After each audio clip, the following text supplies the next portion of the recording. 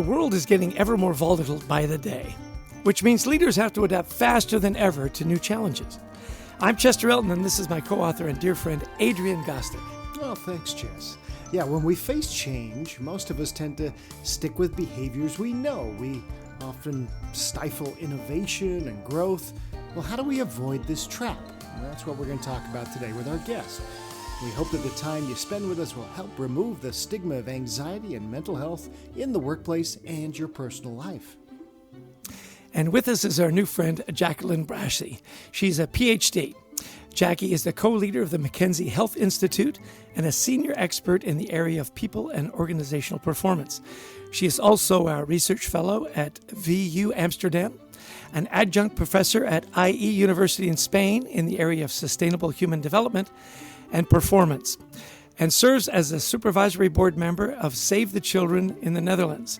Her latest two books are Deliberate Calm from Harper Business and Authentic Confidence from VMN Media Netherlands. Welcome to the show, Jackie. We're delighted to have you on the podcast. Thank you so much. It's such a pleasure to be here. Well, I don't think we've ever had anybody who's in Luxembourg, so delighted to have you on the program today, Jackie. And you say in your new book, Deliberate Calm, that we're biologically wired to react to stress by clinging to our old ways. And we all know that, but you've got a term for it. This is the adaptability paradox. So walk us through this and maybe more importantly, how we can remedy it. Yeah, sure. Great question. And the adaptability paradox basically summarizes that when we most need to learn and adapt, it's the hardest to do so. And that relates to the current situation in the marketplace, but also in many organizations where we experience a lot of change. There's a lot of volatility. And what it comes down to, basically, there is a lot of unpredictability. And as people, we like predictability and we like control. And if we do not have that, then this can cause stress. And we tend to, when we experience that, it takes energy. We focus on managing that, which means we default on what we have somewhere stored already in stuff that we know. And so the paradox is basically we need to learn how to get out of that situation so we can keep an open brain and keep an open mind for what is needed in the moment, whilst at the same time this is the hardest to do because of the experience of stress and pressure. That's the paradox. Yeah. Interesting. Adrian and I are big sports fans, and I love that you say, what can leaders learn from athletes, elite athletes who have this heightened state of flow? We talk about you're in the flow, or they'll say athletes, the game slows down. They can see things that, mere mortals can't. Can you explain that to the rest of us that aren't elite athletes and how we might get there? Sure.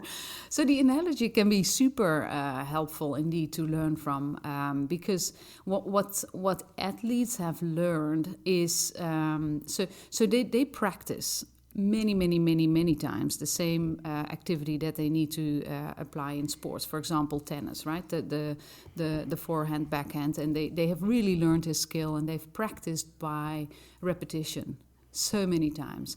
But the moment that matters is when they are actually during a match.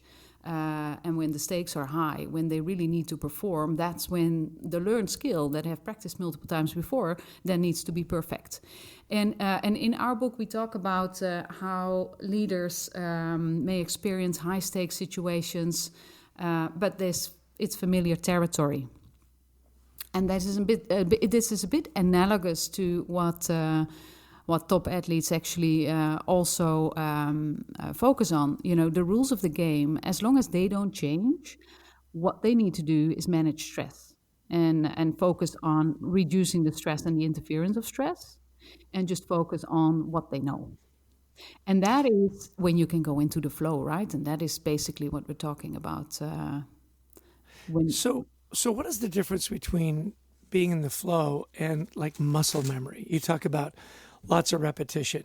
I grew up in a tennis family, and you hit 10,000 tennis balls, you're gonna hopefully you get a little better, So I'm trying to get the difference between you're saying, okay, the stress, managing the stress and the flow, and just I've hit a ball like this 10,000 times, it's muscle memory. What's the difference? Yeah, well, it's the muscle memory that can also be undirected, but in being in the flow, it's also really being purposeful and focused on delivering and performing. And it's a space where you can perform well, where you can actually accelerate and slow down, but also where you can perform at your best. So it doesn't mean you do not experience stress, but it's not interfering, right? You go outside of your brain and really into that embodiment of that performance that you know. And muscle memory can also be just a default reaction, but it's really, really unguided. It can still happen under stress. Because you just can't manage it at the moment, and so your knee-jerk reaction may come out under stress. But that is not the flow, right? It still means you may miss, you may not perform. But this is really a focused form of performance and getting into a state of high performance, basically. Yeah. Great, thank you. I want to think about employees for a moment, because as I was reading through your material, it really made me start thinking, a lot of the people we've interviewed for our work, they spend a lot of time worrying what's going to happen if they make a mistake. We're going through a time right now of where, for a while employees had all the power, and now things are starting to turn. We're seeing some layoffs with tech companies. So people are a little petrified of making a mistake. But you're saying we have to reframe our thinking, that we have to be confident, and that's a prerequisite for doing our job. So how do we do this? Because people can't grow if they're not confident and taking a risk, but they also have this fear of making mistakes. So how do we get through that? Yeah, and it's really hard, right? It's not an easy situation for many people out there, and it may continue actually to be very unpredictable and hard. And before I actually say something about how can we do that, I also want to emphasize that in the research and the work that I do at the McKinsey Health Institute, we also call for action of organizations. We call for a leadership focus to create environments where people can actually feel safe and can be at their best, because the onus is not only on the individual. But I know we talk about individuals, and that's also one of the reasons that I wrote the book, Authentic Confidence, and also Deliberate Calm serves that purpose, which is, if you are in a situation that is uncertain, how can you actually, irrespective of what's happening around you, help yourself? Now, we talk about authentic confidence, Adrian, which is different from just confidence. And we explain actually that it is very helpful to become comfortable with discomfort. And you can do that if you are really connected to what matters to you, your purpose and your values. And if you also leverage a mindset that helps you to learn and grow, but also helps you to deal with, in case I make a mistake, I want to learn from it. And if it has repercussions, then I know I chose to actually learn to learn, and mistakes are part of that. And if you are in an environment that doesn't accept that, then it's important to reflect on, do you want to stay in that environment if you can or not. But for you individually to be accepting of mistakes, you can do that by aligning with what matters to you, but also being okay, actually embracing learning and development. For me, it's wonderful when I learn something new. I love it, but making mistakes is still not always easy. Right, that's where I was when you were talking. It sounds great, unless like you said, unless I'm in a place where, just stand up in front of everybody and tell everybody how you messed up this week, and all of a sudden he's being put on the spot for making a mistake. There are environments like that out there. So if you find yourself in one of those, you mentioned maybe it's not the right place, but if you want to fix things, is there a way as an employee? I think that really depends if you're open for it and if you're willing to experiment. Sometimes we have a saying in Dutch that goes like this: "The soup is never eaten as hot as it is served." I don't know if that translates to English. Sometimes you can do more than you think, and it's all about intent. And yes, you can role model. You can also experiment in small groups, but you may be surprised how inspirational it can be with other people if you actually start to become close to, your values, be vulnerable, but also show your good intent and that you learn from the mistakes. It's not about just making mistakes, it's about getting better. Actually, one important thing I want to mention, I interviewed a lot of senior leaders for my book, and all of them, for the Authentic Confidence book, all of them actually said, I never got to this place without making any mistakes. It's actually essential for learning and development, and knowing that may already help. Yeah. It's really interesting. Adrian uses that example of standing up in front of the company and admitting your mistake, because that did happen to us. That's left a deep and abiding scar, I think, Adrian. Thanks for bringing that up. I was almost over that. And I saw the eye twitch there. Started. Yeah, I would embrace it. Be kind to your scar. So, which brings us to this concept that you write about called emotional agility. What is that? How can we build that skill? I mean, is it a skill you can build? And how can you encourage leaders to do this with their teams? Yes, it is a skill, actually. It's based on acceptance and commitment therapy and training, which comes from clinical psychology and is evidence-based. And it describes a couple of processes that you can learn from, accepting in the moment, diffusing your thoughts, being mindful, and so on. Emotional flexibility is basically about that, becoming comfortable with the discomfort. So when you feel difficult emotions and you become aware of it, how do you respond to them? Do you let these emotions guide whatever you say and whatever your actions are? Or are you able to actually give them a place and still follow through how you want to follow through? And that flexibility is about you being at steering wheel and not the emotions. And you can learn that. And as a leader, you can role model it by creating a safe environment where people actually sometimes can make those mistakes. And maybe, I'm also sometimes emotional and guided by my emotions, and then I correct myself. But, it's a learning process every day. But also being vulnerable and saying, we're all human beings. And therefore, role model that and talk about it as leaders as well. So definitely, it's a skill, it's a muscle. We talk often, Adrian and I do a lot of executive coaching. We talk about the power of the pause. Is that kind of part of that, getting your, just take a deep breath before you say anything, pause for a second and consider, as you said, I'm in control, not my emotions. You take that sort of cleansing breath, as they would say in yoga, before you let the hot soup come flying out of your mouth.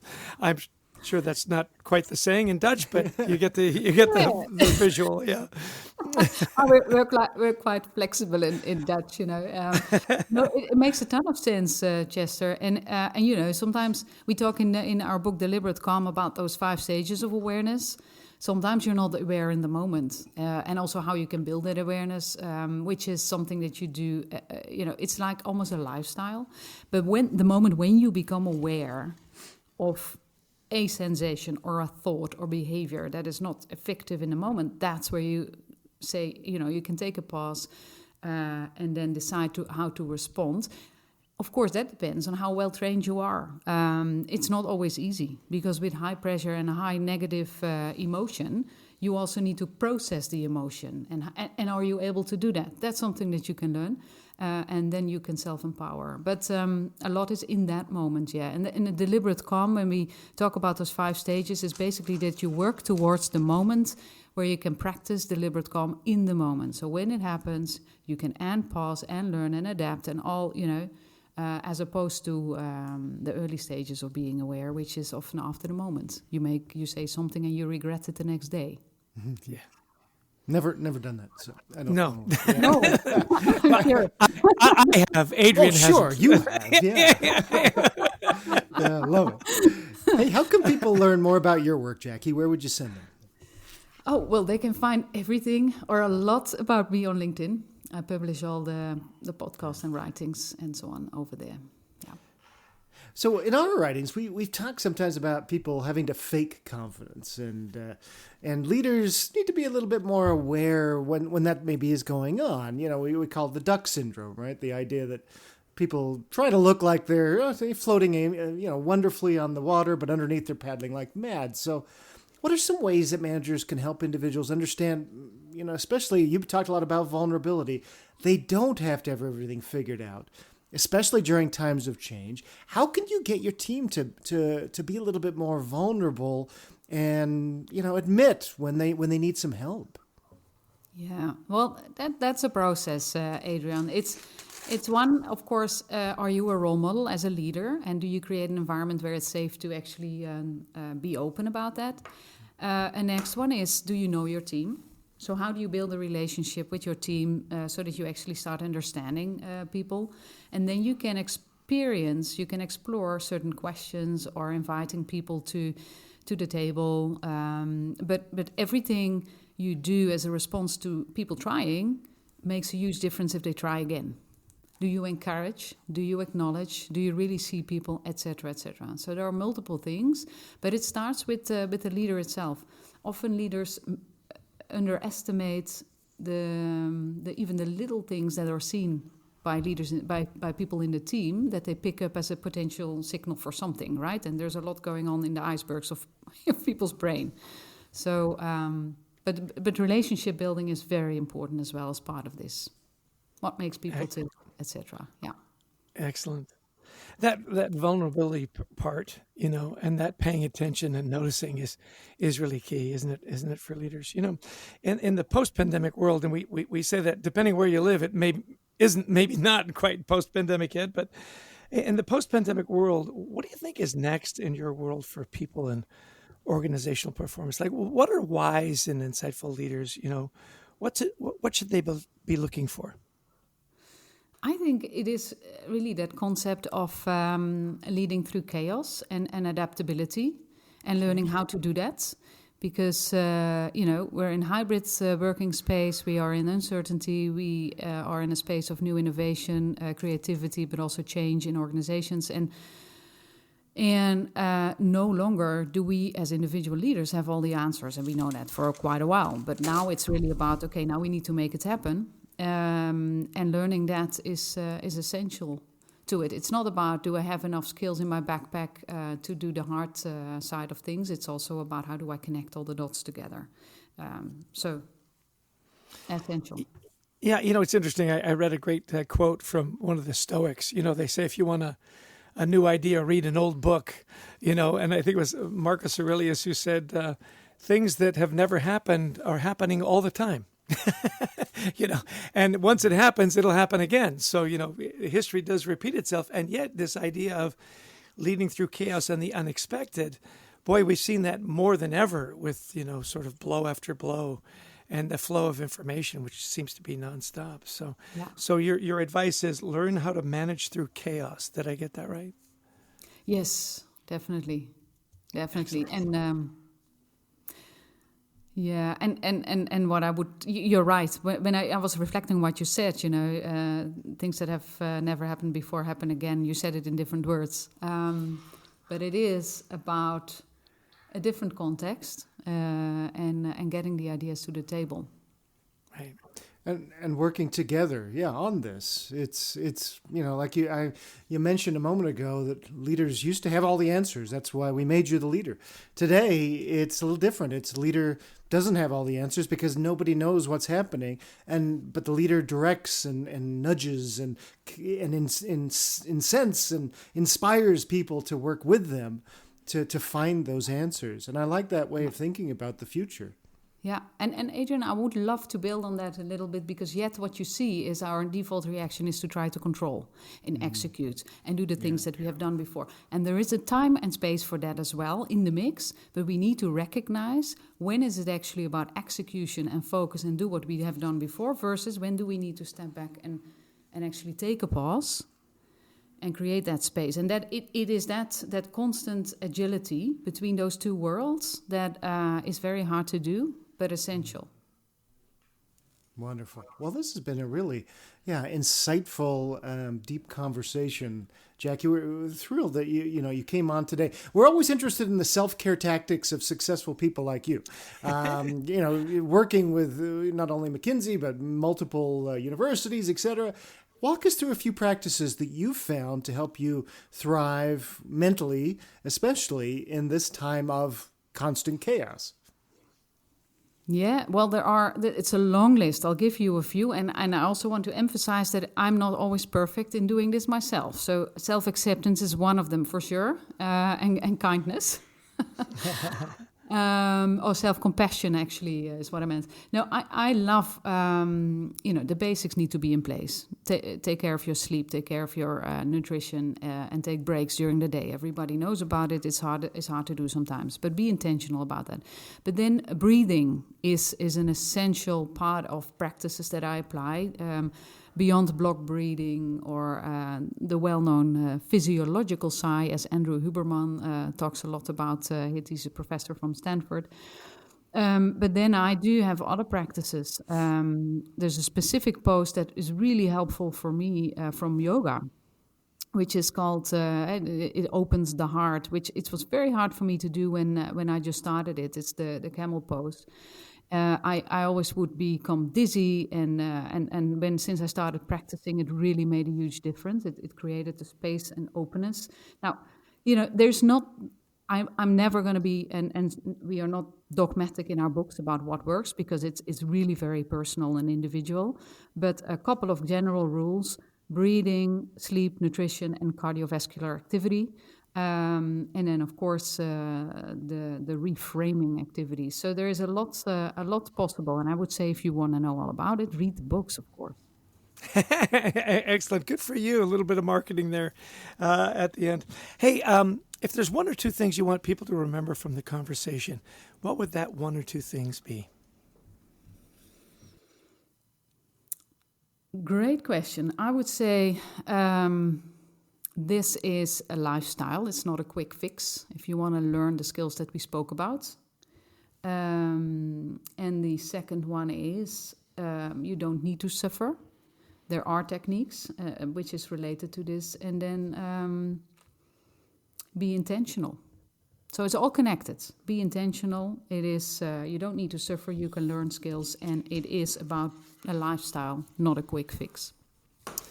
Well, thank you very much. Our guest has been Jacqueline Brassey. She's the author of Authentic Confidence and The Calm One. Deliberate Calm. I knew I would get it. As I calm myself down, it was deliberate calm. Yeah. Thanks so much. It's not in your default brain yet, so you need to practice it. I need more reps. Listen, thanks so much for being a guest on our podcast. I'm sure a lot of people are going to benefit from it. Take care and keep up with the breathing and the eating and doing the good work that you're doing. We appreciate it. Thank you so much. It has been really fun. So every time I think, well, that was the best interview ever. And then we have another best interview ever. And, she's delightful and had a lot of things to share. But I'm curious what your takeaways were and if they match up with my takeaways. So I'll let you go first. Well, I think really, a very esteemed guest, too, coming from McKinsey, worrying about their people and organizational performance. So she's working with a lot of big companies. And she's saying, look, organizations have got to start helping people feel safe. Would we have had that conversation 3-4 years ago? No. That's a new way of thinking about things. And so I think that's healthy. It's exciting to see. Yeah, that emphasis. And, we've seen that in a lot of different areas, right? Work-life balance has become a focus, and then flexibility in the workplace. But making it safe, really contextualize it for me as well. And the adaptability paradox for me was kind of interesting. She said, you've got to get comfortable with being uncomfortable. How many times have I heard you say, you're never going to get comfortable with being uncomfortable? It's in the word to be uncomfortable. And then when she went to the elite athletes, that was really interesting for me because it's not just about reps. That's key, that you know what to do. It's managing your emotions. It's managing that stress so that you can get in the flow and be in that calm state where in those high pressure moments, you can perform. I love that. Well, I remember, I can't even remember the athlete, but he was a basketball player who's saying, I always played against this one guy, and he would just do awful things to me when the refs weren't looking. He would grab me in, just crazy places, and he would, I just hated playing against this guy, and he would get into my mind, And what she's saying is, look, those things happen now. They're going to happen all the time. We're going to be in chaos. It's not going to stop. And so it's that, like you were saying, the muscle memory of you can't let it get into your mind. You have to be comfortable. You're at the steering wheel. Be a little vulnerable yourself, but really changing our mindsets to say, I'm in control. No matter what's happening, I'm still going to take my shots. I'm still going to do those things I need to do. Yeah, I'm in control, not my emotions. That was my takeaway. I love that Dutch saying, by the way, the soup is never eaten as hot as it's served. I'm going to really meditate on that one. I think I'll need to, yeah. Yeah. To me, the takeaway was, when you first get this, punch in the face that things are going crazy, that very quickly, right, you're served the hot soup, but it very quickly gets, edible, and it's never eaten as hot as it's served. Well, it's really interesting to me that, again, her personal practices, and we see this again and again, make sure you take care of yourself and find what works for you. For her, it was yoga, and how often have we heard, make sure you get out and walk around, make sure you're eating and you're getting your sleep. I mean, how many times have we made bad decisions because we're just exhausted? So that message comes out time and time again, and I don't think we can emphasize it too much. Make sure you're doing the basics. There are days when you wake up and you just don't feel great. What are the things that you do to get yourself in that flow, in that good state of mind? And often it's those rituals, right? Sleeping, exercising, eating well. And as a leader, put on your own oxygen mask first, which we've said many times, but take care of yourself. But then she also talked about, what are leaders supposed to be doing now? Well, role model yourself, understand your team members. We've talked about this, right? Get to know their stories. You are now, instead of the top task giver, you as a manager, the top relationship builder. And that's a different way of thinking about our roles as leaders. So, instead of we want to try to control everything, the new role of a leader is, look, I don't have all the answers, but together we're going to find them. My job is to help guide us there. Yeah. Last thing for me is she said, it's a lifestyle. It's not a quick fix. Mm-hmm. It's going to take time. You don't need to suffer, which I thought was a great message. You can do this and be intentional. Identify what the areas are, be intentional about the fixes, and make it a part of your lifestyle. I thought it was wonderful. Oh, wonderful. Well, we want to thank Jackie for being on the show with us today. We want to thank Brent Klein, who produces our shows, to Christy Lawrence, who helps us find such amazing guests, and to all of you who listened in. Yeah, and if you like the podcast, please share it. Download it. We'd love to have you visit our website, thecultureworks.com, for some free resources to help you and your team build a culture that will thrive. And then, of course, we love speaking, whether it's virtual or in person. If you want a great and engaging session with either of us or both of us together, we speak on culture, leadership, anxiety, and, of course, gratitude in the workplace. So give us a call. Chester will come to your birthday party, your bar mitzvah, a bachelor party, whatever you want him to come to, he'll be there. Yeah, I think Hallmark, actually, your 40th anniversary is Chester Elton keynote speech. Yeah. Well, listen, this has been a delight. We love our time with you, and of course, we're very grateful for our Anxiety at Work podcast followers and the community we're building. So thanks so much for your time.